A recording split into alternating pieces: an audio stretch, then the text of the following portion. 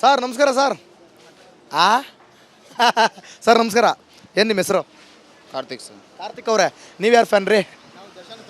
ನೀವು ದರ್ಶನ್ ಫ್ಯಾನಾ? ಹಂಗಾರೆ ಫಸ್ಟ್ ನಿಮ್ಮ ಹತ್ರ ಮಾತಾಡ್ಬೇಕಿರಿ. ಹಂಗಾರೆ ನೀವು ಅಲ್ಲ ಇರಿ ಇರಿ ಅವ್ರ ಹತ್ರ ಮಾತಾಡಿಸ್ತೀನಿ. ನೀವು ದರ್ಶನ್ ಫ್ಯಾನ್ ಅಂತೀರಿ ಪಾಪ, ನಮಗೇನಾದ್ರು ಹೊಡೆದ್ಗಿಡ್ದು ಬಿಟ್ರೆ ಅಂತ ಭಯ. ದರ್ಶನ್ ಫ್ಯಾನ್ ಅಂದರೆ ಭಯ ಆಯ್ತದ ನಮಗೆ. ಯಾಕೆ ಹೇಳಿ? ಹಂಗೆ ತಾನೇ ನೀವು ಹಂಗೆ ತಾನೇ ಎಲ್ಲ ಮಾಡ್ತಾ ಇರೋದು. ಸಿಕ್ಲಿ ಮೀಡಿಯಾದವರು ಚುಚ್ಬಿಡ್ತೀವಿ ಹಂಗಿಲ್ವಾ? ನಿಮ್ಮ ಪ್ರಕಾರ ಹಂಗಾರೆ ನಿಮ್ಮ ಬಾಸ್ ಏನಂತೀರಾ? ಸರಿ ಅನ್ಸುತ್ತಾ ತಪ್ಪು ಅನ್ಸುತ್ತಾ? ಸರ್ ಅವ್ರು ಮಾಡಿದ ಸರಿನೇ ಐತೆ, ಏನು ತಪ್ಪೇನಿಲ್ಲ. ಅವ್ರು ಏನು ತಪ್ಪು ಸರಿನೇ ಐತಿ. ಅವ್ರು ಏನು ಚೆನ್ನಾಗಿರುತ್ತೆ, ಈಗ ಮಜಾ ಇರ್ತದೆ ಮಾತಾಡೋಣ. ಹಾಂ ಸರಿ ಐತೆ. ಏನು ಸರಿ ಐತಿ? ಸರಿನೇ ಕೊಲೆ ಮಾಡಿದ್ದು ಸರಿ ಐತಿ. ಅವ್ರು ಸರ್ ಈಗ ಅವರೇ ಕೊಲೆ ಮಾಡಿದ್ರೆ ಅಂತ ಏನಾಯ್ತು ಪ್ರೂಫ್ ಆಯ್ತು ಸರ್? ಅಯ್ಯೋ ಅಷ್ಟೊಂದು ಸಾಕ್ಷ್ಯಗಳನ್ನ ಹುಡುಕಿಟ್ಟಾರ ಈಗ. ಸರ್ ಈಗ ಆಯಿತು, ಒಂದು ಸತ್ಯ, ಒಂದು ಪ್ರೂಫ್ ನಿಮಗೆ ಪಕ್ಕಾ ಪ್ರೂಫ್ ಇದು. FSL ರಿಪೋರ್ಟ್ ಬರುತ್ತೆ. ದರ್ಶನ್ ಮೈ ಮೇಲಿರೋ ರಕ್ತ, ರೇಣುಕಾ ಸ್ವಾಮಿ ರಕ್ತ, ಇವೆರಡು ಒಂದೇ ಅಂತ ಪ್ರೂವ್ ಆಗಿದೆ. ಈಗ ಹೇಳಿ ಸರ್, ಅದು ಕೋರ್ಟಲ್ಲಿ ತೀರ್ಮಾನ ಆಗಬೇಕು.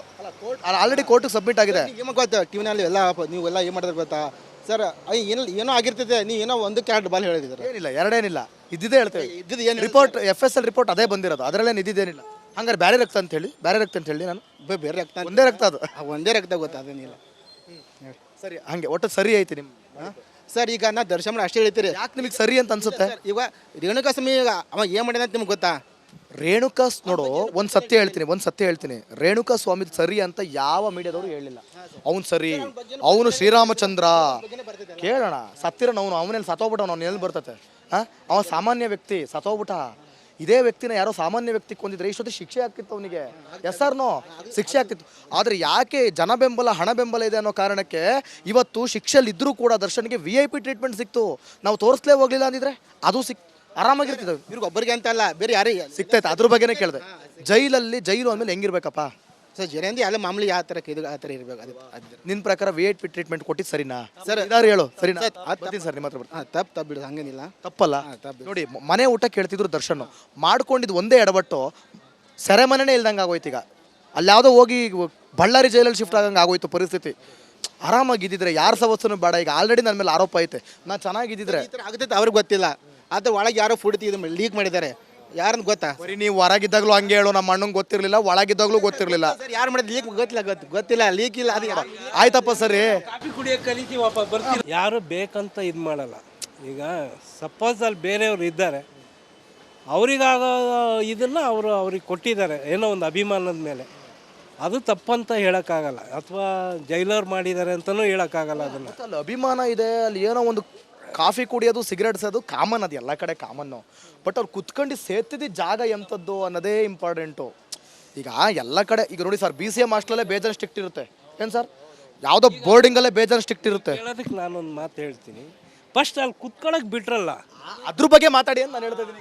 ಅಲ್ಲಿ ಕುತ್ಕೊಳಕ್ಕೆ ಇಲ್ಲಿ ದರ್ಶನ್ದೇನು ತಪ್ಪಿಲ್ಲ. ಅಲ್ಲಿ ಎಲ್ಲರೂ ಅಲ್ಲಿ ಸರಿಸಮಾನದವ್ರು ಇದ್ದಾರೆ. ಈಗ ಅವರು ಕೆಟ್ಟವರು, ಇವ್ರು ಒಳ್ಳೆಯವರು, ಇವ್ರು ಕೆಟ್ಟವರು, ಆ ಥರ ಹೇಳೋಕ್ಕಾಗಲ್ಲ. ಮೊದಲ ಪಾಯಿಂಟ್ ಏನಂದರೆ ಅಲ್ಲಿ ಕುತ್ಕೊಳಕ್ಕೆ ಬಿಡಬಾರ್ದಾಗಿತ್ತು. ಅಂದರೆ ಗೃಹ ಸಚಿವರು ಹೇಳ್ತಾರೆ ಎಲ್ಲರಿಗೂ ಸಮಾನ, ಎಲ್ಲರೂ ಒಂದೇ ಅಂತ. ಬಟ್ ಈಗ ವ್ಯವಸ್ಥೆ ಹೊರಗಡೆಗೆ ಹಾಕಿರೋದು ಅವರೇ. ಹಂಗೆ ಮಾಡಿದರೆ ಹೆಂಗೆ?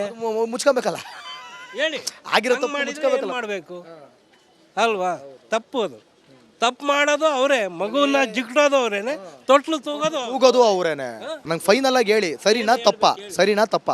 ನನಗೆ ನೋಡಪ್ಪ, ಅವ್ರ ಕಡೆಯಿಂದ ಮಾಡಿರೋ ತಪ್ಪು, ಇವ್ರದ್ದೇ ಸರಿ ಅಂತ ಹೇಳ್ತೀನಿ. ಯಾಕೆಂದ್ರೆ ಕುತ್ಕೊಳಕ್ಕೆ ಈಗ ಇಲ್ಲಿ ನೀವು ಮಾತಾಡ್ತಾ ಇರೋದ್ರಿಂದ ನಾನು ಮಾತಾಡ್ತೀನಿ. ನೀವು ಮಾತಾಡ್ಸಿಲ್ಲ ಅಂದ್ರೆ ನಾನು ಆಗಲೇ ಹೇಳಿದೆ, ಯಾರೋ ಒಬ್ರು ರೌಡಿ ನನ್ನ ಕರೀತಾರೆ, ಅವ್ರು ರೌಡಿ ಅಂತ ನಂಗೆ ಗೊತ್ತು, ನಾ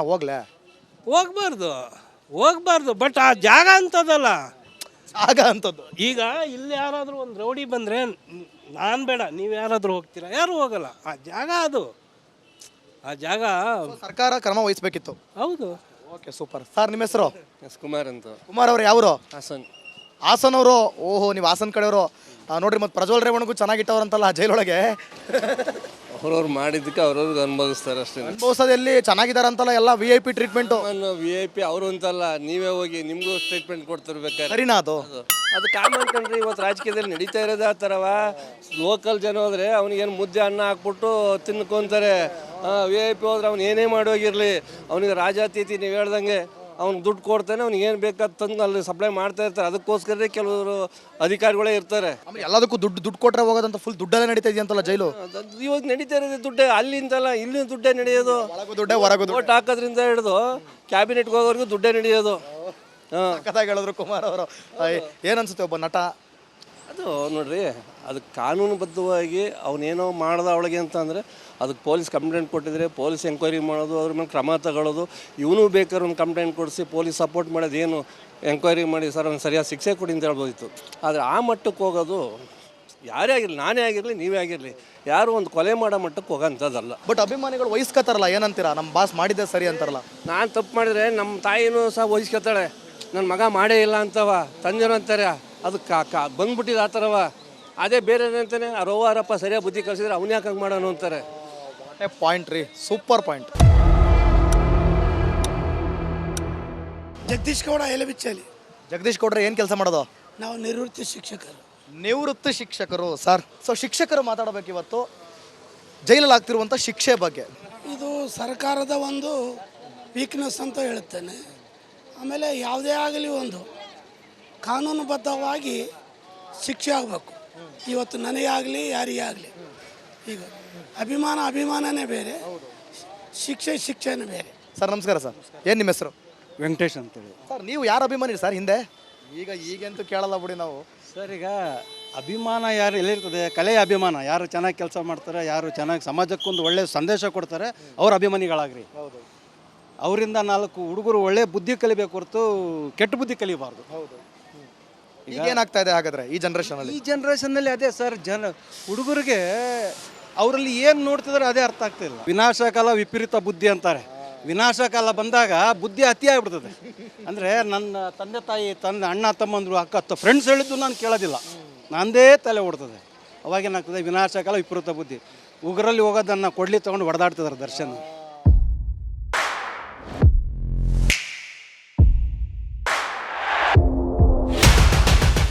ನೋಡ್ರಿ, ನಾವು ಯಾವುದೋ ಒಂದು ವಿಚಾರಕ್ಕೆ ಅಂತ ಬಂದ್ವಿ. ಇವತ್ತು ಏನು ನಿಮ್ಮ ಪ್ರಾಬ್ಲಮ್ ಕಾರ್ಯಕ್ರಮದಲ್ಲಿ ಇದೊಂದು ದೊಡ್ಡ ಪ್ರಾಬ್ಲಮ್ ಆಗ್ಬಿಟ್ಟಿದೆ. ಇದನ್ನು ಕೂಡ ಇಲ್ಲೇ ನಾವು ಶೋ ಅಪ್ ಮಾಡೋಣ. ಏನಕ್ಕೆ ಅಂತ ಬಂದಿದ್ರಿ ಸರ್? ನಾವು ದುಡಿಯಕಂತ ಬಂದಿವಿ, ಕೆಲಸ ಮಾಡಕ್ಕೆ ಬಂದಿವಿ. ಎಲ್ಲಿಂದ ಬಂದಿರಿ? ಯಾವರು?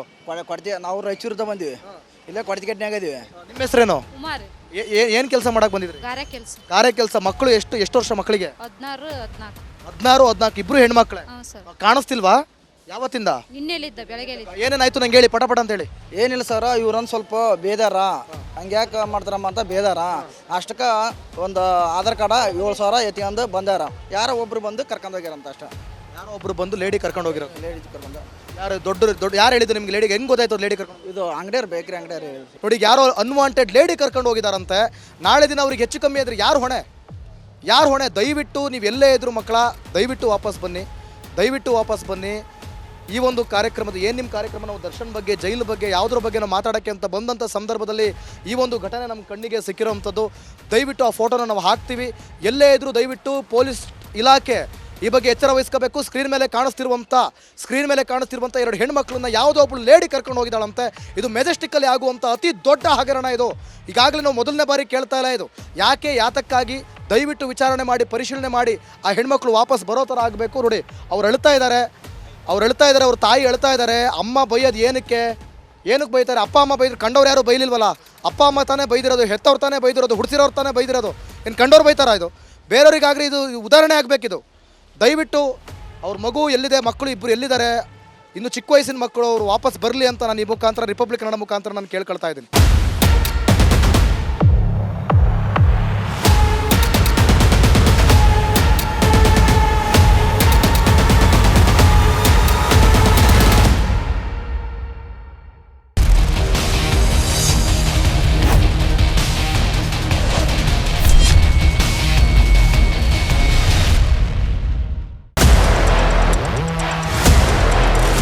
ಇವತ್ತು ನಮಗೆ ನಿಮಗೆ ಎಲ್ರಿಗೂ ಗೊತ್ತಿರುವಂಥ ಪ್ರಾಬ್ಲಮ್ ಬಗ್ಗೆ ಜನರ ಹತ್ರ ಕೇಳೋಣ ಅಂತ ಹೋಗ್ತಾ ಇದ್ದೀವಿ.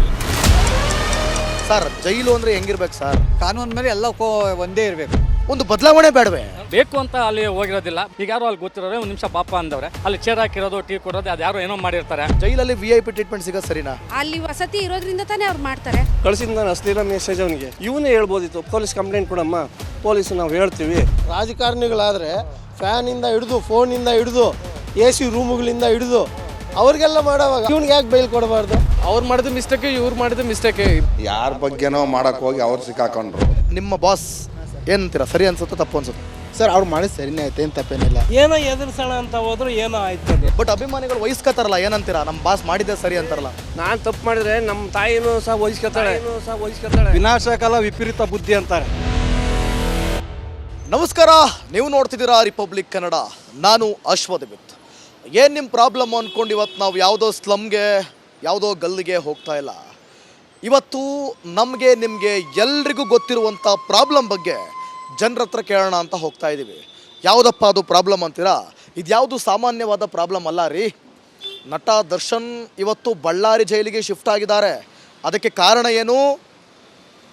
ಅದಕ್ಕೆ ಪರಪ್ಪನ ಅಗ್ರಹಾರದಲ್ಲಿರುವಂತಹ ಐಷಾರಾಮಿ ಜೀವನ. ಜೈಲು ಅಂದರೆ ಬದಲಾಗಬೇಕು, ಆದರೆ ಅಲ್ಲಿ ಎಲ್ಲವೂ ಸಿಗುತ್ತೆ. ಅವ್ಯವಸ್ಥೆಯ ಆಗರ ಅನ್ನೋದಕ್ಕಿಂತ ಹೆಚ್ಚಾಗಿ ಎಲ್ಲ ವ್ಯವಸ್ಥೆಯನ್ನು ಕೊಟ್ಟು ಕೈದಿಗಳನ್ನು ಬದಲಾಯಿಸಿ ಅಂತಂದರೆ ಇನ್ನೂ ಪ್ರಾಬ್ಲಮ್ಗೆ ಸಿಕ್ಕಾಕ್ತಿದ್ದಾರೆ. ಬನ್ನಿ, ದರ್ಶನ್ ಕುರಿತಾಗಿ, ಜೊತೆಗೆ ಪರಪ್ಪನ ಅಗ್ರಹಾರದ ಅವ್ಯವಸ್ಥೆ ಅಲ್ಲ ಅತಿಯಾದ ವ್ಯವಸ್ಥೆ ಕೊಡ್ತಾ ಇರೋದ್ರ ಬಗ್ಗೆ ಜನರ ಹತ್ರನೇ ಕೇಳೋಣ.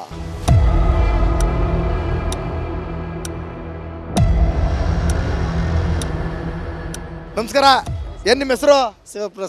ಶಿವಪ್ರಸಾದ್. ಯಾವರು? ನಮ್ದ ಬೆಂಗಳೂರು. ಹೇಳಿ, ಈಗ ದರ್ಶನ್ ಅವರು ಚಾಲೆಂಜಿಂಗ್ ಸ್ಟಾರ್ ನಟ, ಇಡೀ ದೇಶಕ್ಕೆ ಗೊತ್ತು ಅಲ್ವಾ? ಆದರೆ ಅವ್ರು ಮಾಡಿದ್ದು ಸರಿ ಅಂತ ಅನ್ಸುತ್ತಾ? ಸರಿ ಅನ್ನೋದು ಫಸ್ಟ್ ಪ್ರೂಫ್ ಏನಿದೆ, ಅವ್ನು ಮಾಡಿದಾನೆ ಅಂತ ಏನಾದರೂ ಪ್ರೂಫ್ ಇದೆಯಾ? ಇಲ್ಲ. ಇನ್ನೊಂದು ಸಾಕ್ಷ್ಯಗಳು ಕಲೆ ಹಾಕಿದಾರಂತಲ್ಲ ಸರ್. 100 ಜನ 100 ಹೇಳ್ಬೋದು ಸರ್. ನಿಮ್ಮ ಮೇಲೆ ನನಗೆ ಆಗದಿರೋವಾಗ ನಾನು 100 ಹೇಳ್ತೀನಿ, ಹಂಗೆ ಅಷ್ಟೇ. ಅದ್ರ ಆಗದಿರೋರು ಹೇಳಿದಾರೆ ಅಲ್ಲ. ಈಗ ಆಗೋನು ಯಾವನು ಊಟ ತಿಂದಿರೋನು ಯಾವನು ತಿನ್ನಲ್ಲ ಅಂತ ಹೇಳಲ್ಲ. ಓಕೆ, ಇದು ಒಂದು ಪಾರ್ಟು, ಇದು ನಿಮ್ಮ ಅಭಿಪ್ರಾಯ. ಇನ್ನೊಂದು ಪಾರ್ಟು, ಓಕೆ, ಏನೋ ಆರೋಪಿಯಾಗಿ ಅವ್ರು ಜೈಲಲ್ಲಿದ್ದಾರೆ, ಆದರೆ ಅಲ್ಲಿರೋ ಸಂದರ್ಭದಲ್ಲಿ ಅಷ್ಟೆಲ್ಲ ವ್ಯವಸ್ಥೆ ಕೊಟ್ಟಿದ್ದು ನಿಮಗೆ ಸರಿ ಅನ್ಸುತ್ತಾ? ಅದಾದರೂ ಪ್ರೂಫ್ ಸಿಗ್ತಲ್ಲ? ಕೊಳ್ಳೇಬೇಕು. ಯಾಕಂದರೆ ರಾಜಕಾರಣಿಗಳು ಕೊಡೋವಾಗ ಇವನೊಬ್ಬ ಆ್ಯಕ್ಟ್ರ್ ಅಲ್ವಾ? ಮತ್ತು ಜೈಲು ಅಂತಿರೋದೇನಕ್ಕೆ ಅದು? ಅದು ಜೈಲು ಅಂತ ಏನಾದ್ರೆ ರಾಜಕಾರಣಿಗಳಿಗೆ ಯಾಕೆ ಕೊಡ್ತಾರೆ? ಹಂಗಂತೀರಾ? ಹಾಂ, ಜೈಲು ಅಂತಿರೋದು ಯಾಕಲ್ಲ ಸ್ವಾಮಿ? ರಾಜಕಾರಣಿಗಳಾದರೆ ಫ್ಯಾನಿಂದ ಹಿಡಿದು, ಫೋನಿಂದ ಹಿಡಿದು, ಎ ಸಿ ರೂಮುಗಳಿಂದ ಹಿಡಿದು, ಫ್ರಿಜ್ಜಿಂದ ಹಿಡಿದು ಎಲ್ಲ ಕೊಡ್ತಾರ. ಹೌದು. ಇವರು ಸುಮ್ಮನೆ ಬಾಟಾವಣೆ ಮಾಡೋದು ಬಿಟ್ಟರೆ ಇನ್ನೇನಿಲ್ಲ. ಈಗ ಅವ್ನು ಮಾಡಿದಾನೆ, ಓದ್ ಪ್ರೂಫ್ ಆಯ್ತಾ? ಅವನು ಏನೇನು ಮಾಡಿದಾನೆ ಎಲ್ಲ ಬಳ್ಳಾರಿ ಜೈಲಿಗೆ ತಗೊಂಡೋಗಿ ಶಿಫ್ಟ್ ಮಾಡಿಬಿಟ್ರು. ಕಿತ್ಕೋ, ಎಲ್ಲ ಕಿತ್ಕೋ. ಈಗ ಮಾಡಿದಾನೆ, ಪ್ರೂಫ್ ಆಯ್ತಲ್ಲ, ಕಿತ್ಕೋ. ಕೆಪಾಸಿಟಿ ಇದ್ರೆ ಕಿತ್ಕೊಳ್ಳೋಕ್ಕಾಗಲ್ವಲ್ಲ.